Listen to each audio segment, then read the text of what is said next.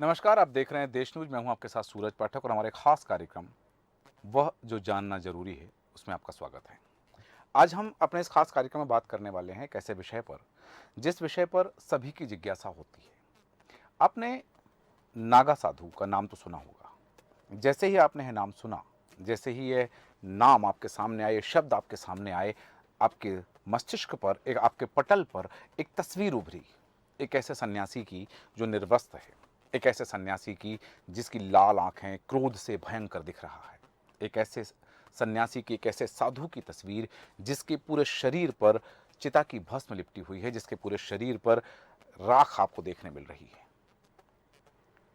आप जानना चाहेंगे कि क्यों नागा साधु अपने शरीर पर भस्म लपेटता है, क्यों वो कपड़े नहीं पहनता, और ये नागा साधु कौन होते हैं। ये हमारे ही समाज के लोग हैं, हमारे ही साथ के लोग हैं, लेकिन फिर ये हमारे समाज के नहीं रह जाते।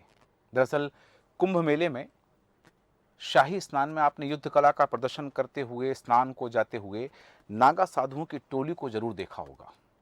लेकिन क्या आप जानते हैं कि ये नागा साधु कौन होते हैं, कैसे बनते हैं, कहां बनते हैं और क्यों इस नाम से जाने जाते हैं। आदिगुरु शंकराचार्य की ओर से स्थापित किए गए विभिन्न अखाड़ों में रहने वाले ऐसे साधु जो नग्न रहते हैं, शरीर पर धूनी की राख लपेट कर रखते हैं, युद्ध कला में पारंगत होते हैं और हिंदू धर्मावलंबी होते हैं, उन्हें नागा साधु कहा जाता है। नागा साधु आम जीवन से दूर और कठोर अनुशासन में रहते हैं। इन्हें गुस्से वाला माना जाता है, लेकिन ये वास्तविकता यह है कि ये कभी किसी को नुकसान नहीं पहुंचाते। नागा संतों को कोई उकसाता है या परेशान करता है तो ये क्रोधित हो जाते हैं। नागा साधु शिव और अग्नि के भक्त माने जाते हैं। सामान्य तौर पर इनका सामान्य जनजीवन से कोई लेना देना नहीं होता है। नागा साधु अधिकांश पुरुष ही होते हैं, लेकिन अब कुछ महिलाएं भी नागा साधु बनने लगी हैं, लेकिन वे नग्न नहीं रहती बल्कि भगवा वस्त्र धारण करती हैं। ठंड से बचने के लिए नागा साधु योग करते हैं। अपने विचार और खान पान दोनों पर ही नागा साधु संयम रखते हैं। नागा साधु एक तरह का सैन्य पंथ है, यानी युद्ध करने वाला, और वो एक तरह से रेजिमेंट की तरह बटकर रहते हैं। वे अपने त्रिशूल, तलवार, शंख और चिलम से इस दर्जे को दर्शाते भी हैं। नागा साधु कुंभ के अवसर पर ही दिखाई देते हैं। कुंभ मेले में नागा साधुओं को लेकर खास आकर्षण रहता है और भारतीयों के साथ साथ विदेशियों में भी इनको जानने की जबरदस्त चाह नजर आती है। कोई कपड़ा ना पहनने के कारण इन शिव भक्तों को नागा साधु या फिर दिगंबर भी कहा जाता है। दिगंबर मतलब जो आकाश को ही अपना वस्त्र मान ले, वो दिगंबर है।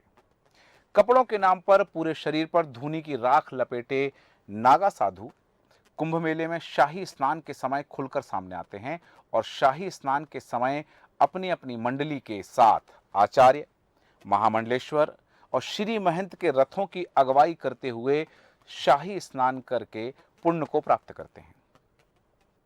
वेद व्यास जी ने वनवासी सन्यासी परंपरा की शुरुआत की थी। सबसे पहले महर्षि वेद व्यास ने संगठित रूप से वनवासी सन्यासी परंपरा शुरू की। उसके बाद ऋषि सुखदेव ने और फिर अनेक ऋषि और संतों ने इस परंपरा को अपने अपने तरीके से नया आकार दिया।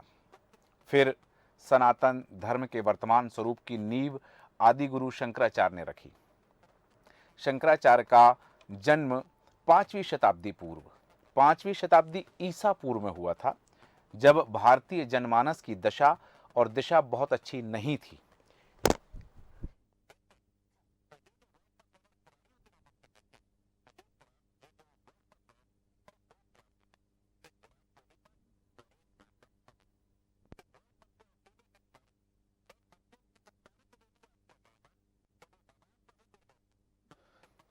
ये वो काल था जब भारतीयों की स्थिति, भारतीय के जनमानस की स्थिति बहुत अच्छी नहीं थी और तमाम आक्रांता धन और संपदा के लिए भारत की ओर खींचे चले जा रहे थे।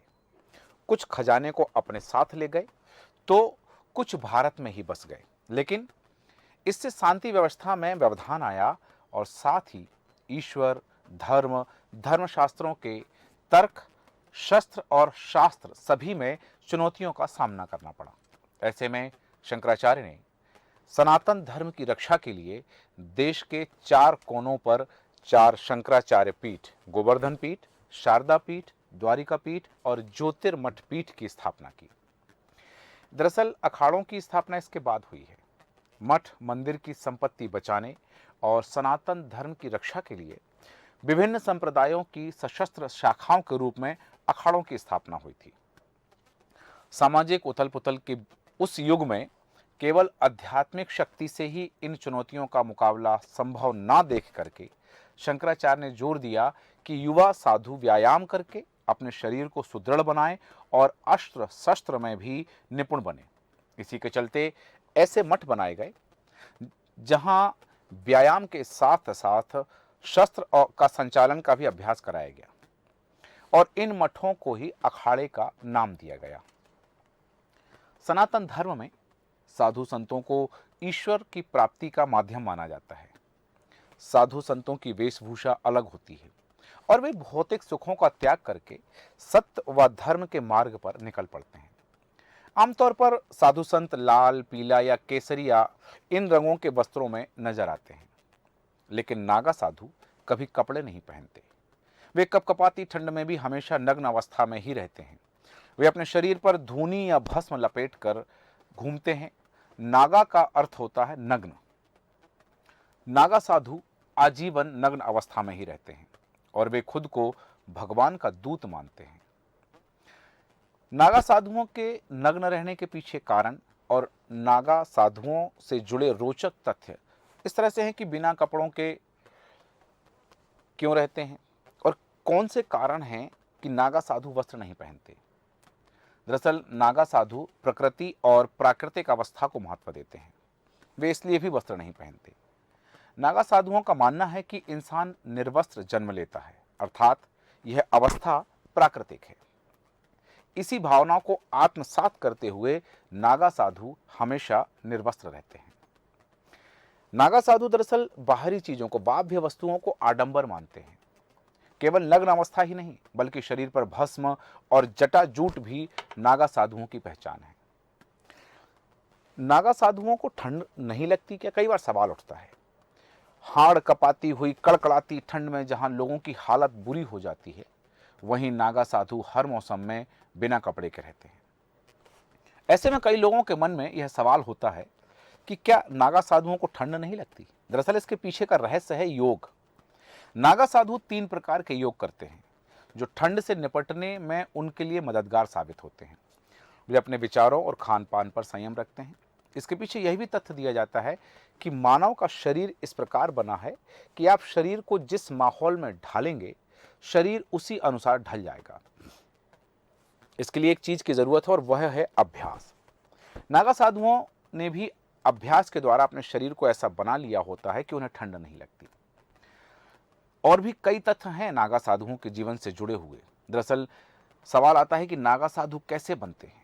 क्या आप कोई अगर नागा साधु बनना चाहे तो वो कहीं जाए और वस्त्र का त्याग करे और वो नागा साधु बन जाए? इतना सरल नहीं है नागा साधु बनना। दरअसल नागा साधु बनने की प्रक्रिया में 12 साल लग जाते हैं, जिसमें प्रारंभ के 6 साल को बहुत महत्वपूर्ण माना गया है। इस अवधि में वे नागा पंथ में शामिल होने के लिए जरूरी जानकारियों को हासिल करते हैं और इस दौरान लंगोट के अलावा वे और कुछ नहीं पहनते। कुंभ मेले में प्रण लेने के बाद वह इस लंगोट का भी त्याग कर देते हैं और जीवन भर नग्न अवस्था में रहते हैं। नागा साधु बनने की प्रक्रिया में सबसे पहले इन्हें ब्रह्मचर्य की शिक्षा प्राप्त करनी होती है और यदि वे इसमें सफल हो गए तो इसमें सफल होने के बाद उन्हें महापुरुष की दीक्षा दी जाती है और फिर होता है उनका यज्ञोपवीत। इसके बाद वे अपने परिवार का और स्वयं का पिंडदान करते हैं। स्वयं को का जो पिंडदान किया जाता है, स्वयं का पिंडदान करने की प्रक्रिया को बिजवान कहा जाता है। यही कारण है कि नागा साधुओं के लिए सांसारिक और परिवार का कोई महत्व नहीं होता है। ये अपने समुदाय को ही अपना परिवार मानते हैं। नागा साधुओं का कोई विशेष स्थान या मकान भी नहीं होता। वे कहीं भी कुटिया बनाकर अपना जीवन व्यतीत करते हैं। सोने के लिए नागा साधु किसी बिस्तर का इस्तेमाल नहीं करते हैं, बल्कि वे केवल जमीन पर ही सोते हैं। कहा जाता है कि नागा साधु एक दिन में 7 घरों से भिक्षा मांग सकते हैं, और यदि इन 7 घरों से भिक्षा मिल जाए तो ठीक, और ना मिले तो फिर उस दिन इन्हें भूखा ही रहना पड़ता है। ये पूरे दिन में केवल एक बार एक समय भोजन ग्रहण करते हैं। नागा साधु हिंदू धर्मावलंबी साधु होते हैं, जो कि हमेशा नग्न रहने और युद्ध कला में माहिर माने जाते हैं। विभिन्न अखाड़ों में इनका ठिकाना होता है। सबसे ज्यादा नागा साधु जूना अखाड़े में होते हैं।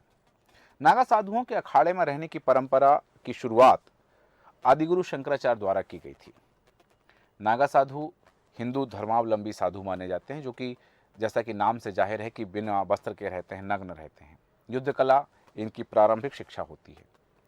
अखाड़ों में रहते हैं, जैसा कि मैंने बताया कि अखाड़ों की जो परंपरा है आदिगुरु शंकराचार्य ने की थी। इनके आश्रम हरिद्वार और दूसरे तीर्थों के दूर दराज इलाकों में, जहां ये आम जनजीवन से दूर होकर के कठोर अनुशासन में रहते हैं।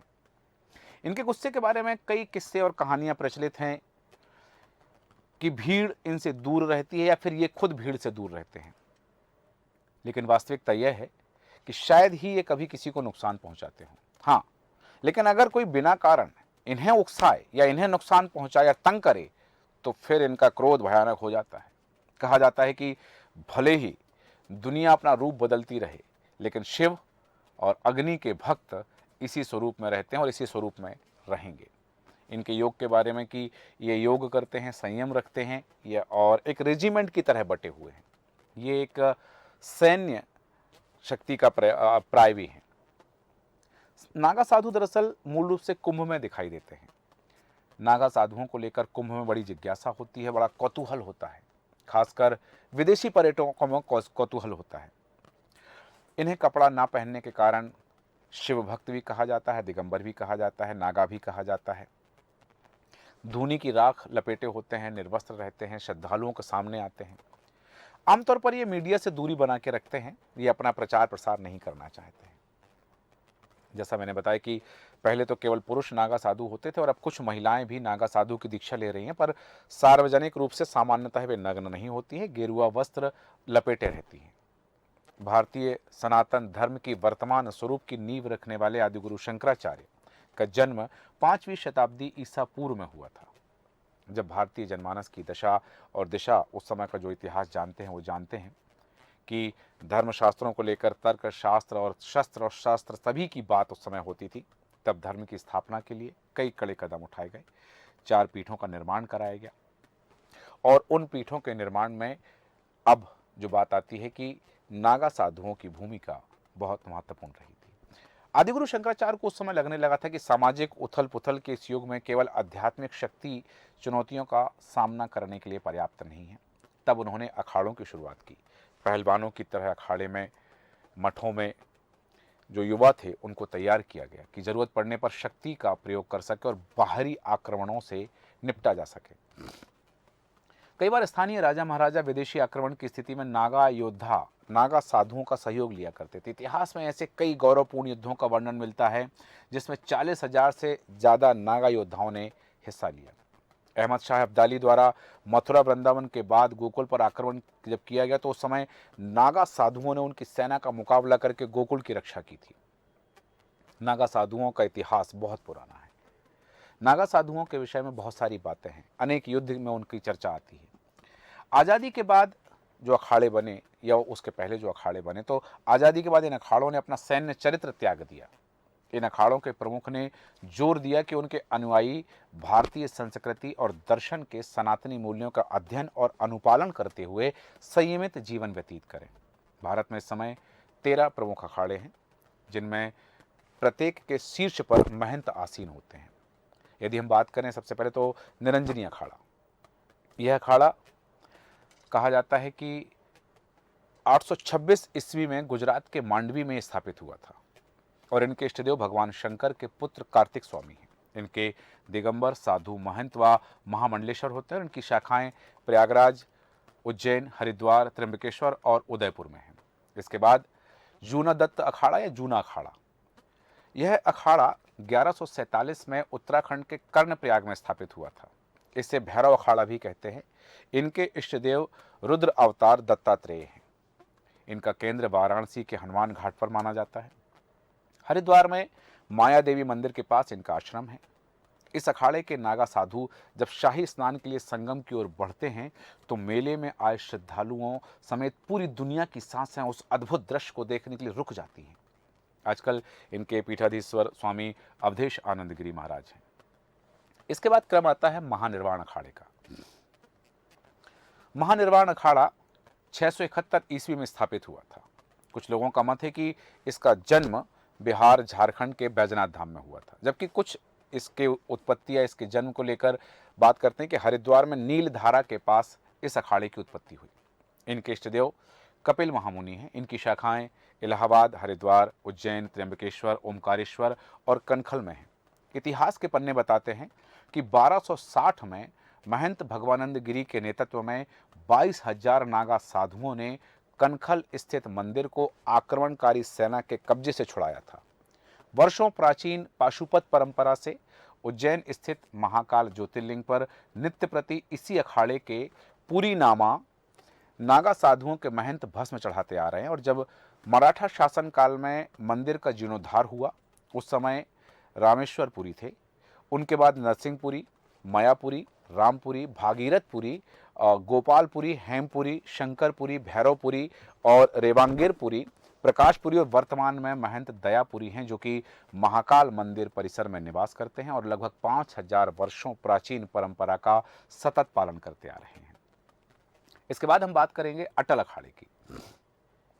यह अखाड़ा 569 ईस्वी में गोंडवाना क्षेत्र में स्थापित किया गया। इनके इष्टदेव भगवान गणेश हैं और यह सबसे प्राचीन अखाड़ों में से एक माना जाता है। इसकी मुख्य पीठ पाटन में है, लेकिन आश्रम कनखल, हरिद्वार, इलाहाबाद, उज्जैन व त्र्यंबकेश्वर में भी है। और फिर क्रम आता है आवाहन अखाड़े का। यह अखाड़ा 646 में स्थापित हुआ था और 1603 में पुनर्संयोजित किया गया। इस अखाड़े के इष्टदेव भगवान श्री दत्तात्रेय जी और गजानन जी हैं। इस अखाड़े का केंद्र स्थान काशी है। इनके आश्रम ऋषिकेश में भी हैं। स्वामी अनूपगिरी और उमराव गिरी इस अखाड़े के प्रमुख संतों में से माने जाते हैं। और फिर आनंद अखाड़ा। यह अखाड़ा 855 ईस्वी में मध्य प्रदेश के बैरार में स्थापित हुआ था। इसका केंद्र वाराणसी में है।